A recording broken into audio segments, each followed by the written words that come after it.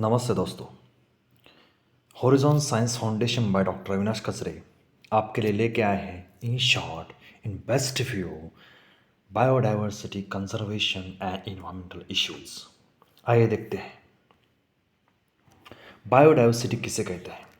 It is the part of nature which include the differences in genes among the individual और species, the variety richness of all plants, animals, species at different scales in space, local regions, country, and the world, and the types of ecosystems, both terrestrial, aquatic, within a definite area.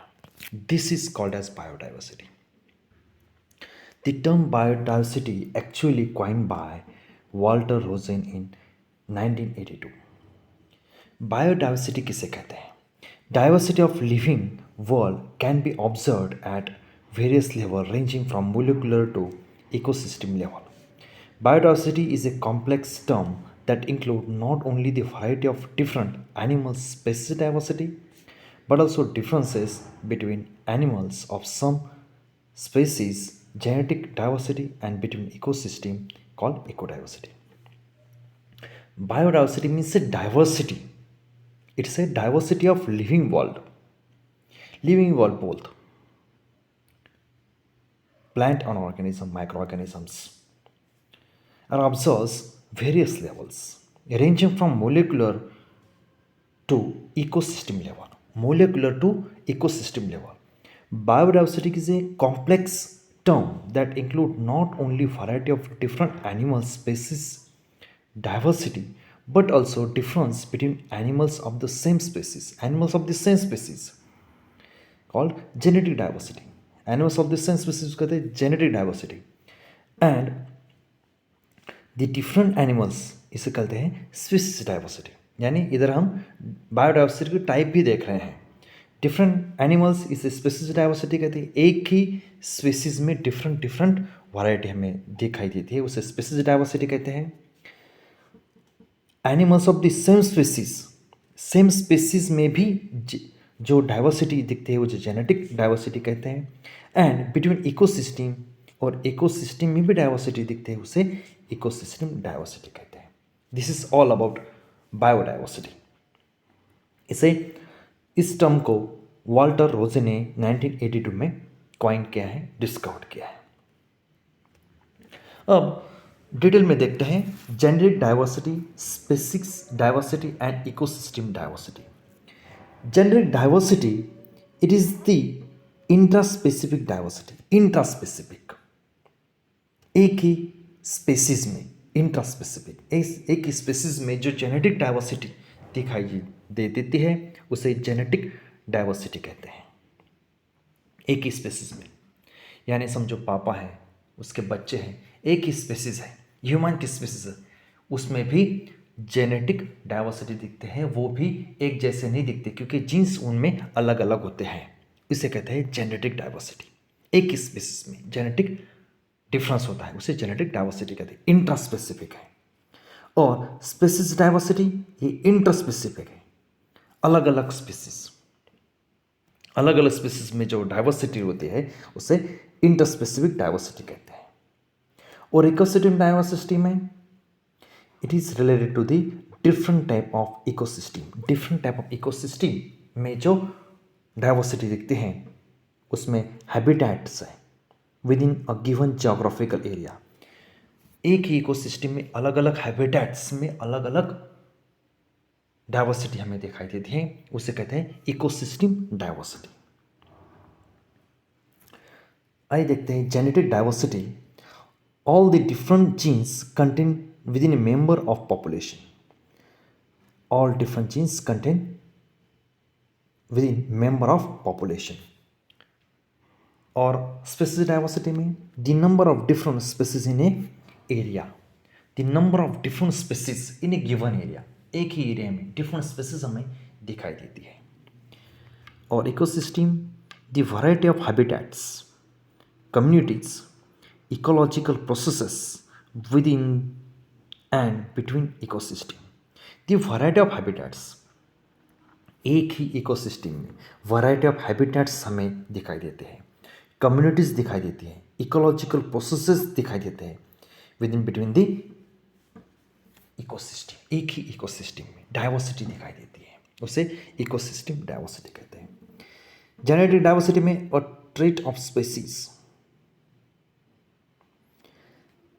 species diversity a trait of the communities, while about ecosystem a trait of the ecosystems.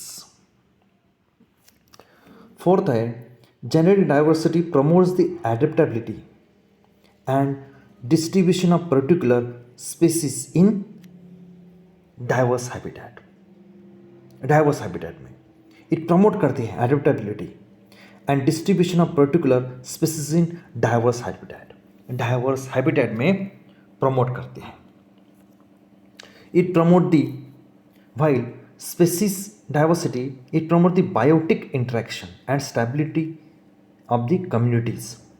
Biotic जो interaction है species में, उस stability of the communities में species diversity दिखाई देती है। Ecosystem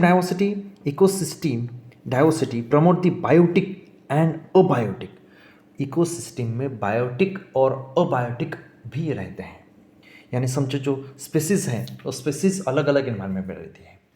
समझो terrestrial है, एक्वेटिक है, एरियल है, ऐसी डिफरेंट अबायोटिक इन्वायरमेंट में बायोटिक स्पीसीज रहती है, उसे इट प्रमोट करते हैं biotic and abiotic interactions and stability of the ecosystem.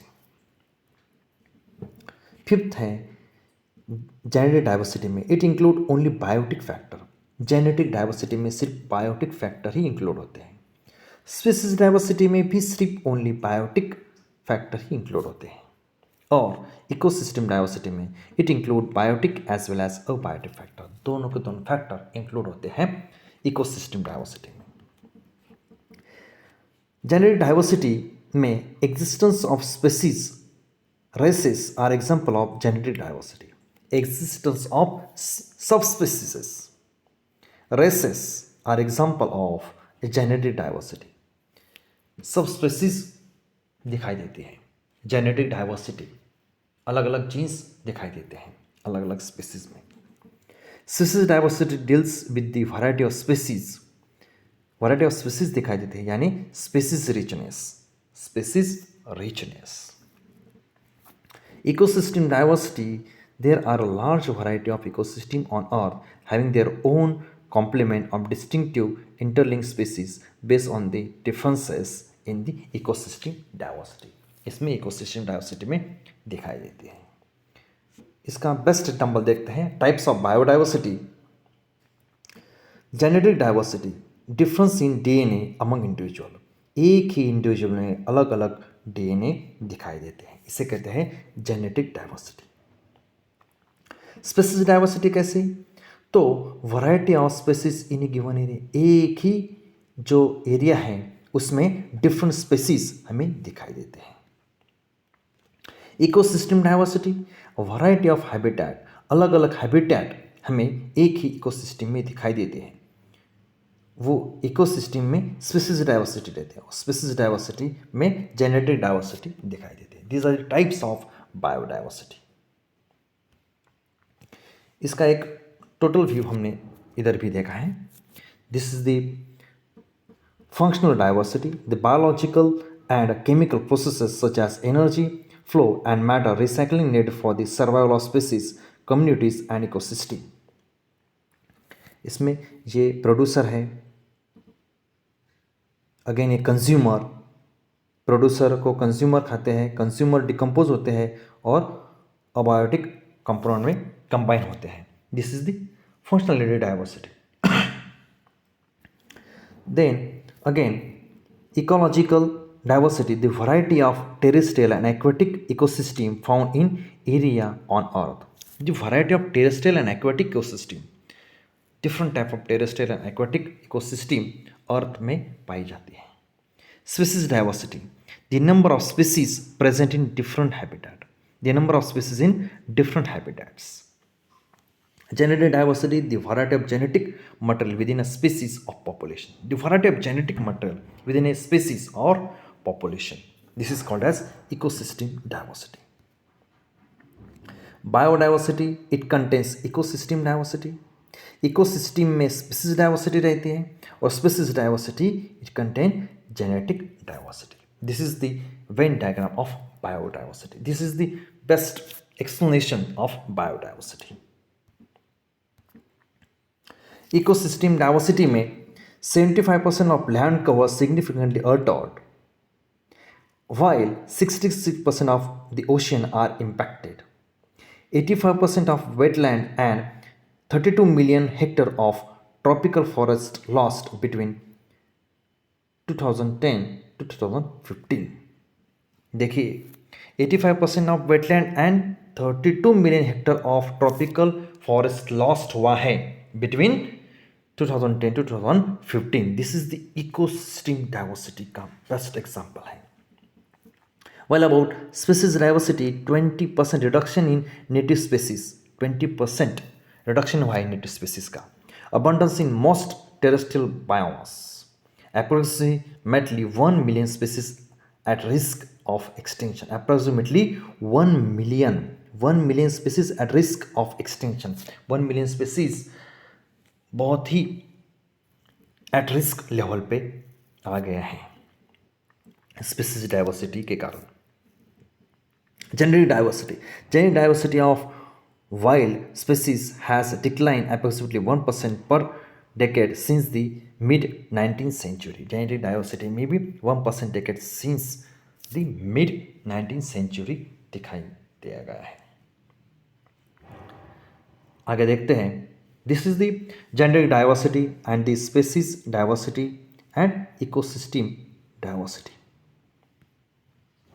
This is again the best visual example of difference between genetic diversity, species diversity and ecosystem diversity. Genetic में कैसी variety है, species में कैसी diversity है और ecosystem में कैसी diversity है, इसका best example this is the visual example.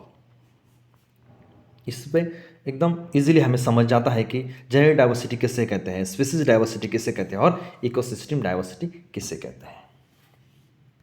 आइए देखते हैं ये biodiversity loss, causes of biodiversity loss कैसे होता है. The reduction in the number of genes, individual organisms, species and ecosystem in a given area. Reduction in the number of genes, reduction in the number of genes, individual organism में, species and ecosystem in a given area. This is the causes of biodiversity loss. जो कम हो रहे number of genes individual organism में, species में and ecosystem in a given area में, this are the causes of biodiversity loss. Influences क्या हैं, तो ह्यूमन पॉपुलेशन ग्रोथ ये भी बहुत बड़ा कॉज है बायोडाइवर्सिटी लॉस में. इंक्रीजिंग कंजम्पशन बढ़ गया है. रिड्यूस रिसोर्स इफिशियंसी जो है कम हो रही है. These are the influences. Well, about primary drivers, the habitat loss, thinning, fragmenting, or outright destruction of an ecosystem, plant, soil, hydrologic, and nutrient resources. These are the habitat loss. These are the primary drivers of biodiversity loss. Invasive species, any non-native species that significantly modifies or disturb the ecosystem in colonies. जो invasive species है वो disturb करती है ecosystem in colonies में. This is the second primary drivers. Over exploitation, process of harvesting too many aquatic और terrestrial animal which depletes the stocks of some species while driving other to the extinct. Over exploitation ये भी एक cause है biodiversity loss का. Pollution is the addition of any substance or any form of energy to the environment at rate faster than it can be rendered harmless. Pollution भी एक cause है biodiversity loss का.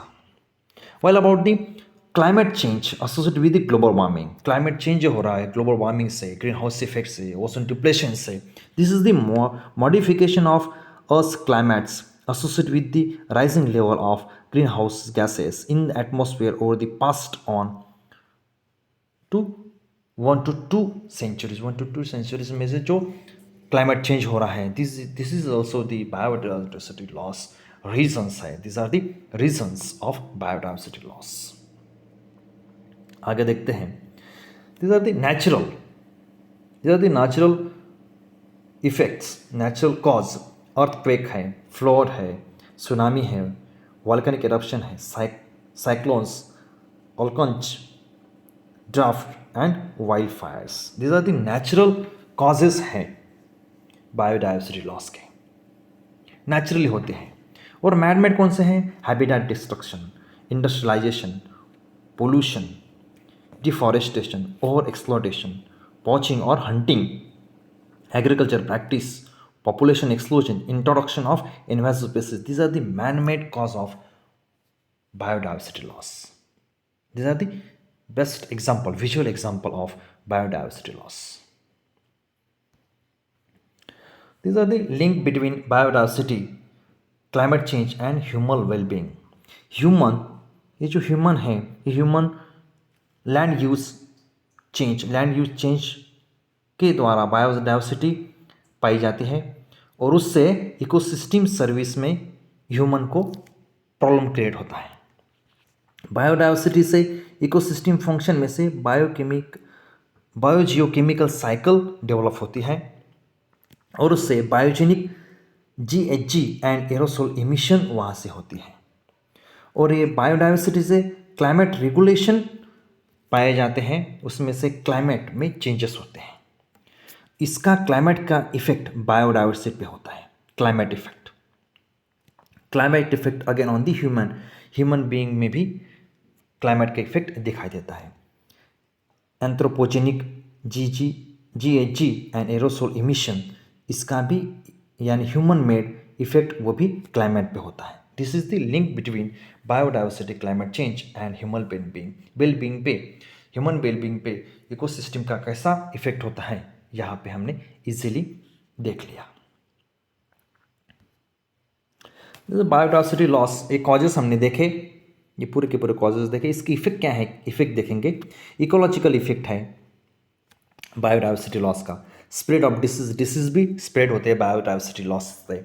Loss of livelihood for locals जो है, जो loss of livelihood for locals वो भी होता है। Loss of our recreational space में भी वो भी इफेक्ट बायोडाइवर्सिटी लॉस का इफेक्ट है। सोसाइटी में भी अलग अलग जो सोसाइटी हैं इकोसिस्टम में, उस पर भी इफेक्ट बायोडाइवर्सिटी लॉस का होता है। इफेक्ट ऑन फूड प्रोडक्शन भी बहुत से ज़्यादा इफेक्ट बायोडाइवर्सिटी लॉस का एक इफेक्ट फूड प्रोडक्शन में भी होता है।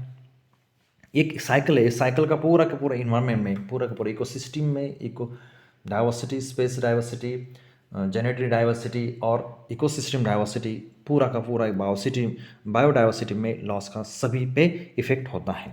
और इकोनॉमिक इफेक्ट और इनडायरेक्टली इकोनॉमिक इफेक्ट उसका बायोडाइवर्सिटी पे होता है। सोल्यूशन क्या है इसके? गवर्नमेंट रेस्ट्रिक्शंस एंड पॉलिसीज़, एक रेस्ट्रिक्शन गवर्नमेंट को करना चाहिए, पॉलिसीज़ करनी चाहिए। एजुकेशन के द्वारा हम सब अवेयर कर सकते हैं सबको और उसको कम कर सकते हैं। प्रोटेक्शन ऑफ स्पीसीज, जो स्पीसीज एक्सटिंक्ट है, जो कम हो रही है, उसका प्रोटेक्शन हमें करना चाहिए। प्रोटेक्शन ऑफ हैबिटेट, जो हैबिटेट कम हो रहे हैं उसको हमें डेवलप करना चाहिए, नेचुरल हैबिटेट में उसको डेवलप करना चाहिए। स्टॉप डिफॉरेस्टेशन कम करनी चाहिए, ज़्यादा से ज़्यादा फॉरेस्टेशन करना चाहिए। प्रिवेंट ओवर हंटिंग और ओवर फिशिंग, जो ओवर हंटिंग कर रहे हैं, शिकार कर रहे हैं, फिशिंग कर रहे हैं, इकोसिस्टम को डिस्टर्ब कर रहे हैं, उसको स्टॉप करना चाहिए। प्रिवेंट स्पीसीज इन्वेजन, जो अलग से स्पीसीज आ रही है, जो अटैक कर रही है, आक्रमण कर रही है दूसरे स्पीसीज पे और इकोसिस्टम को डिस्टर्ब कर रही है, उनको प्रिवेंट करना चाहिए। स्टॉप पोल्यूशन को हमें ज़्यादा से ज़्यादा कम करना है। Stop over exploitation of resources, जो हम रिसोर्सेज ज़्यादा से ज़्यादा ले रहे हैं इन्वायरमेंट से, वो स्टॉप करना चाहिए। सेव एनर्जी हमें सेव करनी चाहिए, ग्रीन एनर्जी यूज़ करनी चाहिए। स्टॉप ओवर कंजम्पशन, जो ओवर कंजम्पशन है नेचर में से, हम जो ओवर कंजम्पशन कर रहे हैं उसको भी स्टॉप करना चाहिए। कन्वीनियंस, अदर एनर्जीज है वो यूज़ करनी चाहिए। जो ग्रीन एनर्जी है, solar energy, tidal energy, wind energy, ये एनर्जी को हमें यूज़ करना चाहिए बायोडाइवर्सिटी को बचाने के लिए। These are the solutions of biodiversity loss. अभी देखते हैं in situ conversion and ex situ conversion क्या है। तो ये इन सिटू कंजर्वेशन और ex situ conservation means the in situ conversion means the original place. In original place में in situ conservation पाया जाता है। इसमें डायरेक्ट ऐसा भी क्वेश्चन आ सकता है, एक्सप्लेन इन सिटू कंजर्वेशन और एक्सप्लेन एक्स सिटू कंजर्वेशन, और ऐसा भी आ सकता है differentiate in situ and ex situ conservation. तो in situ conservation it means the original place में वो होता है, उसे इन सिटू कंजर्वेशन कहते हैं।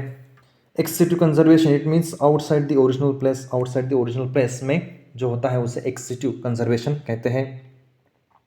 In situ conservation means natural environment में वो होता है। Ex situ means the artificial environment में होता है।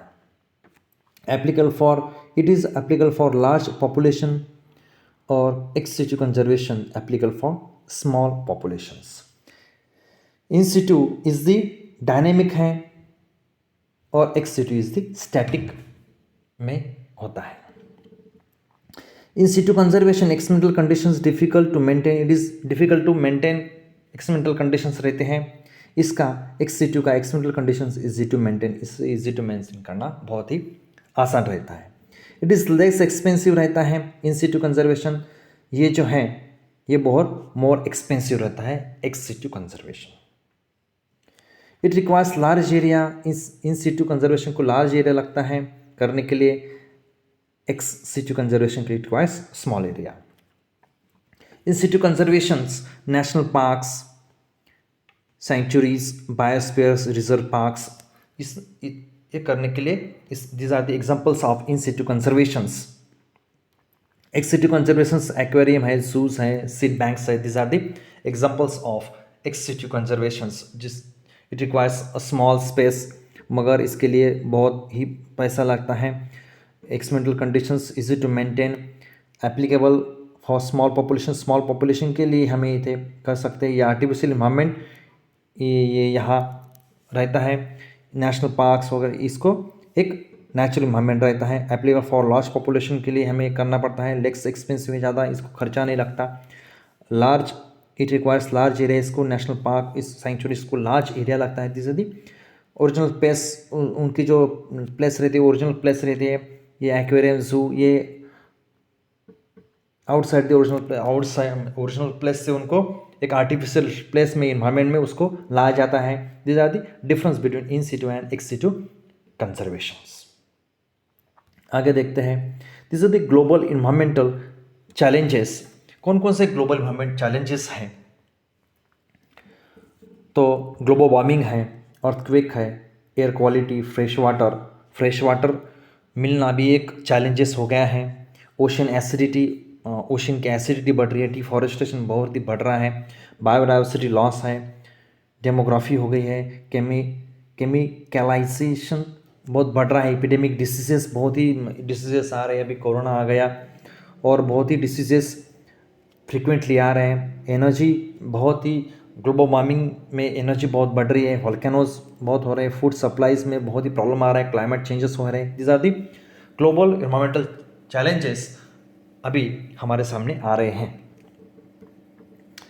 What are the eutrophication and global climate change? Eutrophication कैसे कहते हैं और ग्लोबल क्लाइमेट चेंज किसे कहते हैं? तो यूट्रोफिकेशन मीन्स दी,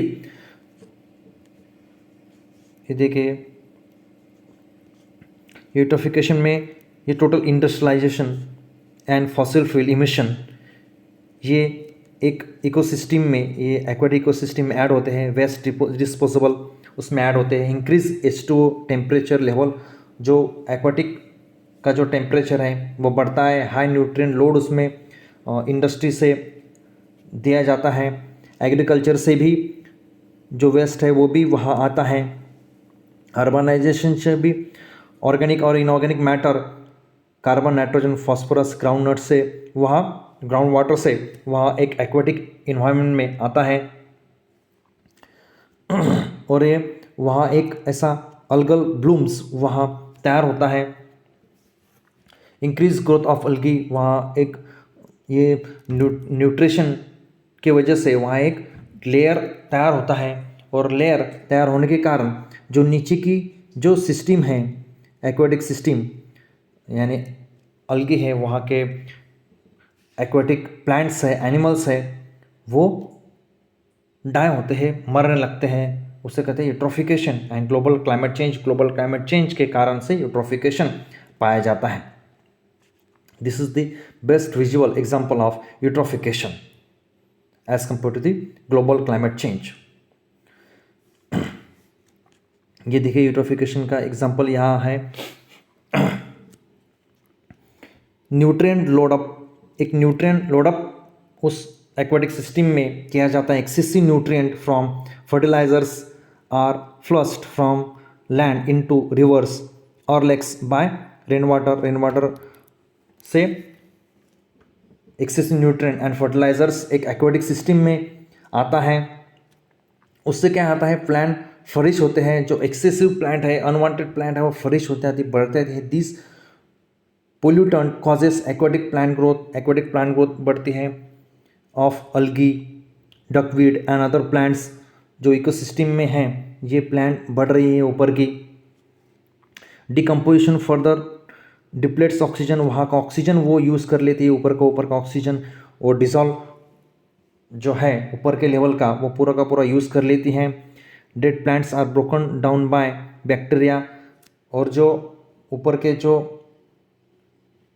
प्लांट्स है वो broken down plants bacteria decompose करते हैं, using up even more oxygen in the water, वो मोर ऑक्सीजन यूज़ कर लेते हैं। और फिफ्थ उसका रीज़न क्या होता है, तो अलगी ब्लूम्स ऑक्सीजन इज डिप्लेटेड। वहाँ का अलगी ब्लूम्स जो है ये लेयर ऑक्सीजन ले लेती है उसमें से। Algae blooms preventing sunlight reaching other plants, जो अलगी ब्लूम्स है वो नीचे सनलाइट नहीं जाने देती।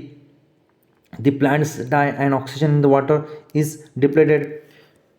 इस लेवल पे ये टोटल प्लांट डेवलप हो गए, इसके कारण सनलाइट नीचे नहीं जाता, और सनलाइट नीचे नहीं जाता तो नीचे की जो प्लांट्स है वो धीरे धीरे मरने लगती हैं, डाई होने लगती हैं, और ये पूरा का पूरा डिजॉल्व ऑक्सीजन वाटर का यूज़ कर लेती हैं, और नीचे जो इकोसिस्टम है वो धीरे धीरे मरने लगती है। Death of the ecosystem, oxygen level reach a point where no life is possible, fish and other organisms die. इसलिए इसके कारण ये जो नीचे की जो इकोसिस्टम है धीरे धीरे मरने लगती है। इसे कहते हैं यूट्रोफिकेशन। ये देखिए ये जो नेचुरल लेवल है, नेचुरल लेवल में से धीरे धीरे यूट्रोफिकेशन के वजह से पूरा का पूरा ग्रीन हो गया है, और ग्रीन होने के कारण जो इसके नीचे की जो इकोसिस्टम है धीरे धीरे मरने लगती है।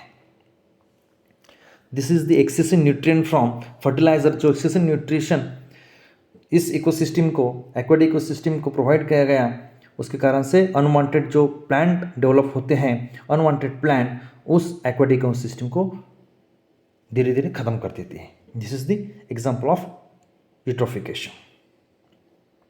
आगे देखते हैं, biomagnification also known as bio amplification is the increasing concentration of substance such as toxic chemical in the tissue of organism at successive higher level in food chain।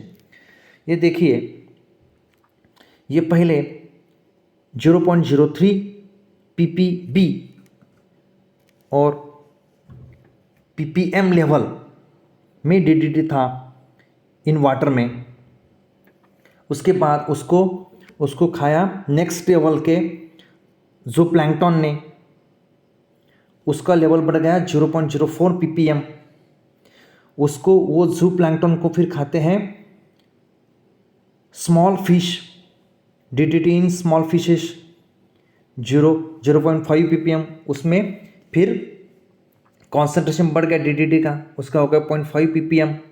फिर उन स्मॉल फिशेस को खाते हैं लार्ज फिशेस, उनका फिर DDT concentration बढ़ गया, उसका हो गया 2 ppm। और उन लार्ज फिशेस को खाते हैं फिर DDT fish eating bye birds 25 ppm। This is the increasing जो लेवल हो रही है कॉन्सेंट्रेशन ऑफ सब्सटेंसेस और toxic chemicals in the tissue of organism at successive level high level in food chain.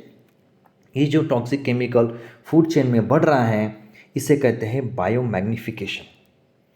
पहले जो लेवल है उसमें जो जो डीडीटी समझो हम फर्टिलाइज़र अगर यूज़ करते हैं तो फर्टिलाइज़र प्लांट फार्मर यूज़ करते हैं, वो प्लांट के द्वारा रेन वाटर के द्वारा एक्वाटिक इकोसिस्टम में ऐड होती है। एक्वाटिक इकोसिस्टम में ऐड होने के कारण वो धीरे धीरे वहाँ के एक्वाटिक लेते हैं और वन बाय वन वो फूड साइकिल के द्वारा जो कॉन्सेंट्रेशन उसका बढ़ता है उसे कहते हैं बायोमैग्निफिकेशन। उसे कहते हैं, उसे अगेन भी वर्ड है बायो एम्प्लीफिकेशन, यानी is the increasing concentration of substance such as toxic chemicals in the tissue of organism at successive higher level in a food chain is called as biomagnification.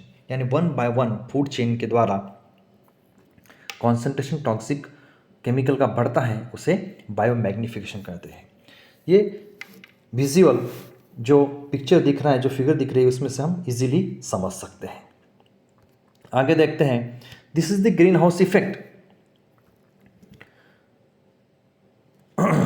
The main greenhouse effect gases whose concentration are rising are carbon dioxide, methane, nitrous acid, hydrochlorofluorocarbons HCFCs, hydrofluorocarbons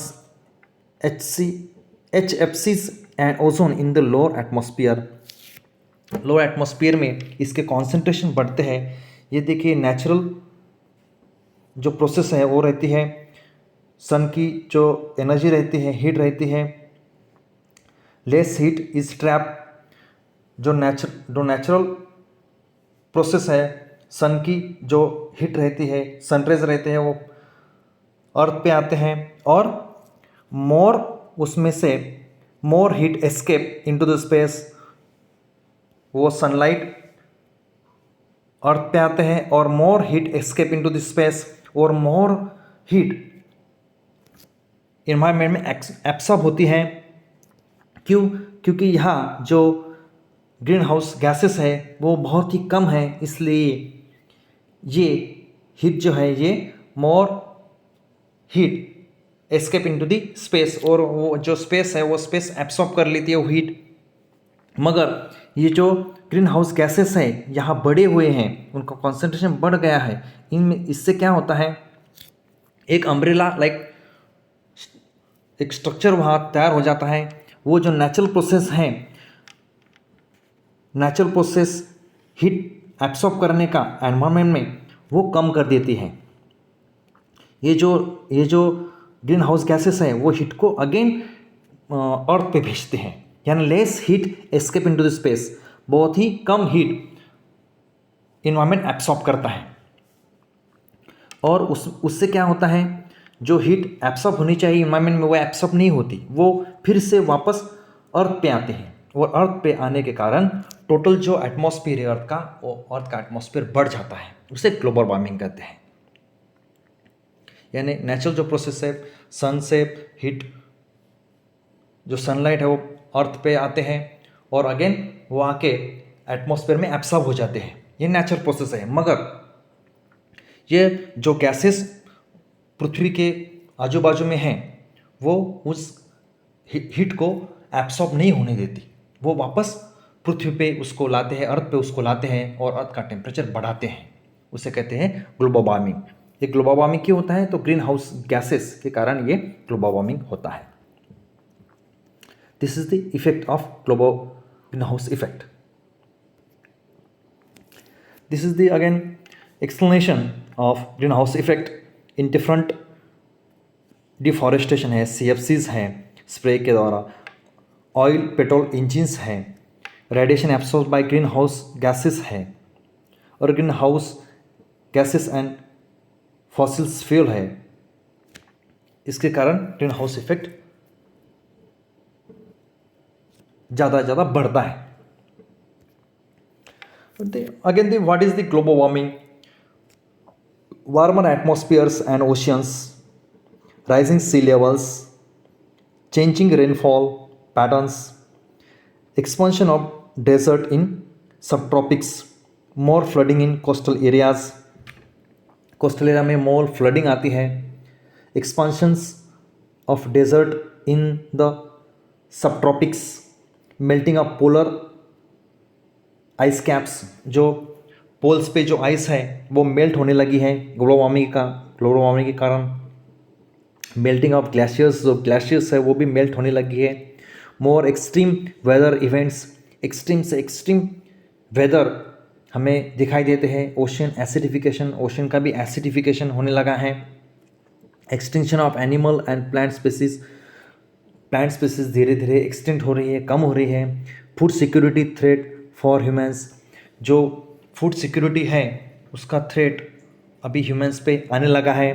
the gradual increase in the earth temperature caused by high level of green house gases in the atmosphere. This is the gradual increase in the earth temperature caused by high level of greenhouse gases in the atmosphere. This is the global warming. Thank you. इस video को अच्छा लगा तो channel को subscribe कीजिए, like कीजिए और share कीजिए. Thank you.